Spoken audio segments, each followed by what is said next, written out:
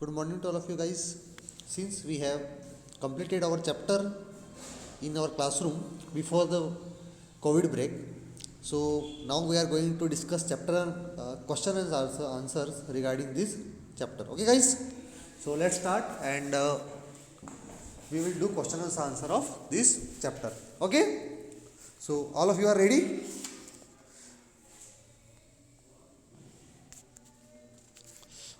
Our first question at page number 52. Alright, guys. First question at page number 52 is in think and answer. Which type of water should be used for drinking purpose? तो which type of water we should use for drinking purpose? All of you know that हम हमेशा साफ पानी ही पीते हैं, तो we should use sweet and fresh water for drinking purpose. Okay, guys. So the answer for question number first will be we should use sweet and fresh water for drinking purpose. All right. Then we are going to same page. उसमें नीचे की तरफ आपके दो questions हैं, जिसमें से questions हम क्लासरूम में सॉल्व कर चुके हैं, आप घर से करके लाए थे. सेकंड वाला, फर्स्ट वाला उसमें डिस्कस करते हैं. Which sources of water are there near your village? आपके विलेज के पास वाटर के कौन कौन से सोर्सेज हैं. ठीक है. तो आंसर विल बी टैप्स, आपके नल, tanks, hand pumps, tubewell, well, step well, ponds, river, lakes etcetera are sources of water of our village. आपके गांव में आप लोगों ने देखा ही होगा, आपके घरों में टैप्स हैं, टैंक्स हैं, हैंड पंप्स आपकी सोसाइटीज़ में है, ट्यूबवेल्स आपके खेतों में बने हुए होंगे, वेल्स होंगे, there will be step wells in particular places and ponds, river, lakes etcetera. Okay guys. So this was our question number first from page number 52. Now we are going to discuss page number actually second question. First discuss about second question on page number 52. I have asked you given this question in your classroom. आपको class में question दिया जा चुका है बेटा, और आप लोगों ने डिस्कस किया भी था, आप लोग घर से करके लाए थे. इसके बारे में मैंने आपको बताया भी था. In which what you had to do is, it is activity based question actually.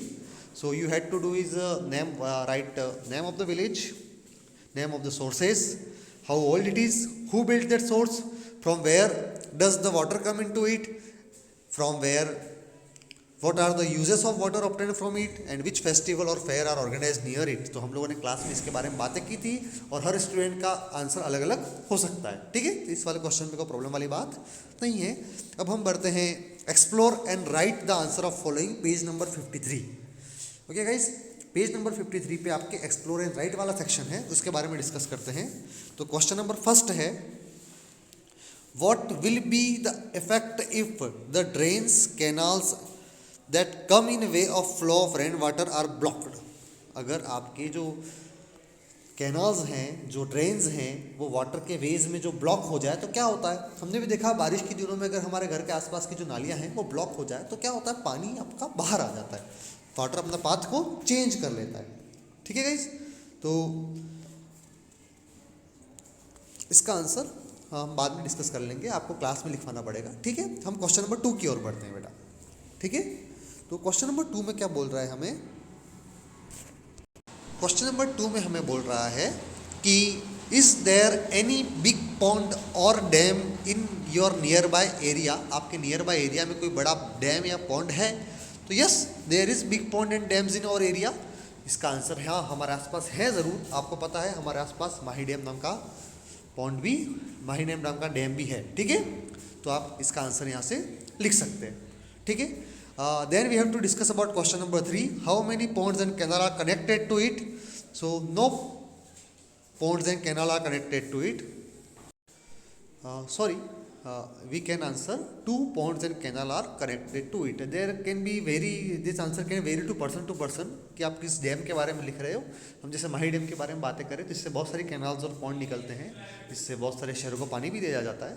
ठीक है. तो इनका आंसर अलग अलग हो सकता है. ठीक है. These are just answer for your understanding. Okay बेटा. Let's discuss question number 4.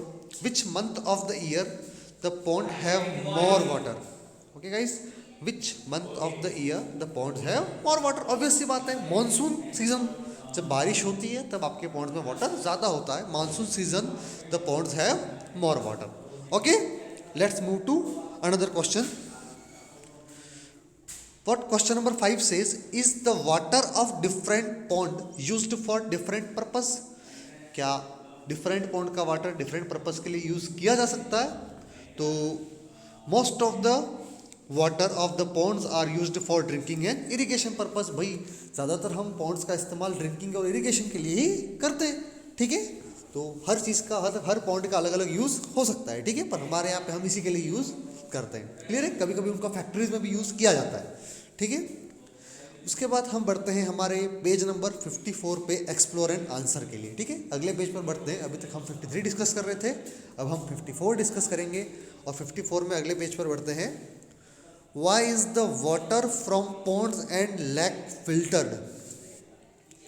मतलब why is the water from ponds and lake filter? Filter क्यों करने की जरूरत होती है हमें? तालाब के पानी को फिल्टर क्यों करते हैं? ऑब्वियस सी बात है, आप लोग जानते हो, water of lakes and ponds is very much polluted due to some reason. भाई ऑब्वियस सी बात है, जैसे तालाब है, तालाब में कभी कभी आपके जानवर भी नहाते हैं, खुला होता है, ठीक है, वहाँ पे कुछ टॉक्सिक मटेरियल्स भी आ सकते हैं, हो सकता है कई बार कुछ पॉल्यूटेड चीज़ें भी आ जाएं, कभी कभी लोग वहाँ जाके कपड़े भी धोते हैं, ठीक है। तो उस वाटर को अगर हम हमारे ड्रिंकिंग पर्पस के लिए यूज़ कर रहे हैं तो उसे फिल्टर करना बहुत ज़्यादा ज़रूरी हो जाता है। The water of lakes and ponds are very much polluted due to some reason, so the water from lakes and ponds are filtered. Okay guys, let's move forward to question number 2. What are the reason for the pollution of water of lake and pond? तो उसके reasons क्या क्या हो सकते हैं? There can be multiple reason. Washing of cloth, bathing of humans, washing animals. Okay guys, तो there can be multiple reason beside it. Okay,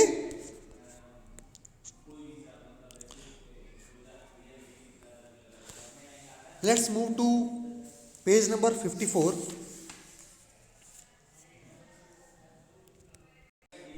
same page जो आपका 54 है, उस पे नीचे की तरफ आपके observe and discuss the following point नाम से क्वेश्चन आंसर दे रखे हैं, उनके बारे में हम लोग अब डिस्कस करने वाले हैं।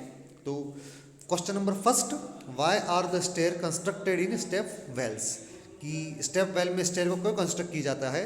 तो ऑब्वियस सी बात है, stairs are made on all side of in step wall to reach the water, ताकि पानी तक आसानी से पहुंचा जा सके, क्योंकि हमारे वेल्स जो होते हैं बहुत सारे डीप होते हैं, तो वहाँ तक पहुँचने में हमें प्रॉब्लम्स होती है, तो आसानी से हम वेल्स तक पहुँच पाए, इसलिए हमारे क्या बनाए जाते हैं? स्टेप्स बनाए जाते हैं, सीढ़ियाँ बनाई जाती है, ठीक है बेटा।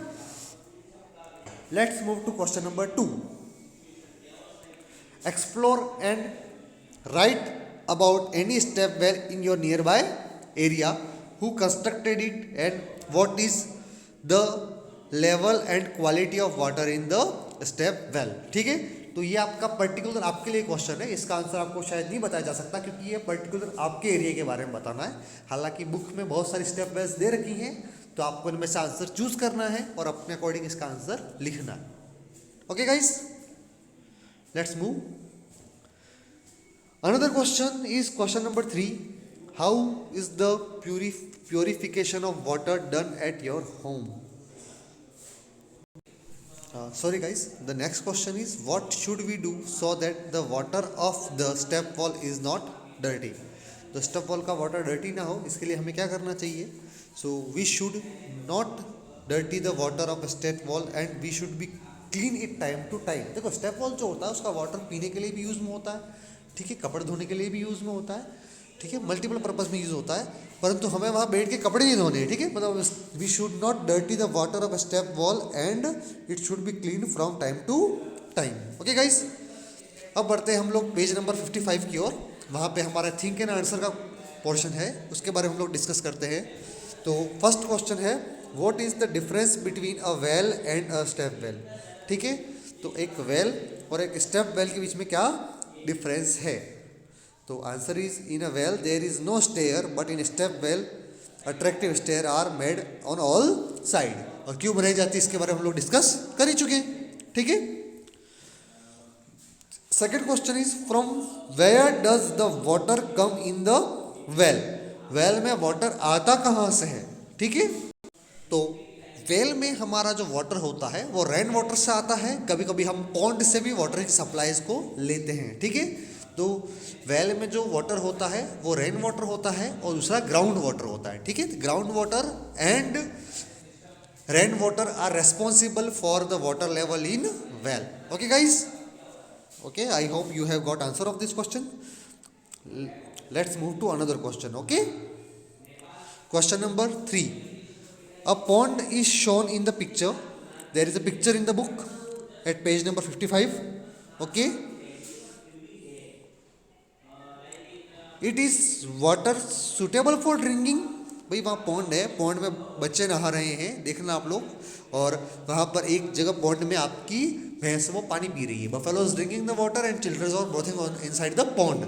It is this water is suitable for drinking? No, it is not suitable for drinking. Okay. Then question number 4. For what reason the drinking water sources are getting polluted? किन रीजंस की वजह से हमारे ड्रिंकिंग वाटर के जो sources है वो pollute हो रहे हैं? तो उसकी problems we have discuss in the classroom, that washing of the clothes, bathing of the humans and animals, throwing of the garbage in water and lakes and ponds are the main reason for pollution of drinking water sources. Okay. Let's move to question number 5. Water from the drinking water sources should remain uncontaminated and safe. What effort should we make in this regard? Okay. तो हमें कौन कौन से effort लगाने चाहिए हमारा water खराब ना हो, पॉल्यूटेड ना हो? We should protect the water of the ponds and lake from being contaminated, washing of the clothes, bathing of humans and animals and throwing garbage in the water. तो हमें इन स्टेप्स को उठाना होगा. हालांकि बड़े दुख की बात है हम लोग ये नहीं कर पा रहे हैं, but we should take this steps and we have to dare to move this steps no matter what are the concerns, because water is the most important thing for us. Okay guys, let's move to another page. Now move to page number 56. Okay, there is learnt, understood and now tell. There are filling the blanks. So first, well, step well and dash dash dash are the sources of drinking water. So well, step well and answer will be the hand pump. Answer will be the hand pump. Okay beta. So answer will be the hand pump are the sources of drinking water. These will be answer for first. Okay beta. Second question. We get the water supply for our households through taps and hand pump. Taps and hand pump. Okay guys. Question number 3. A well shape in a circular in shape and a step well is in dash dash dash shape. तो step well हमारे कौन सी shape में होता है बेटा? Square shape में होता है. कौन सी शेप में होता है? स्क्वायर शेप में होता है. ठीक है.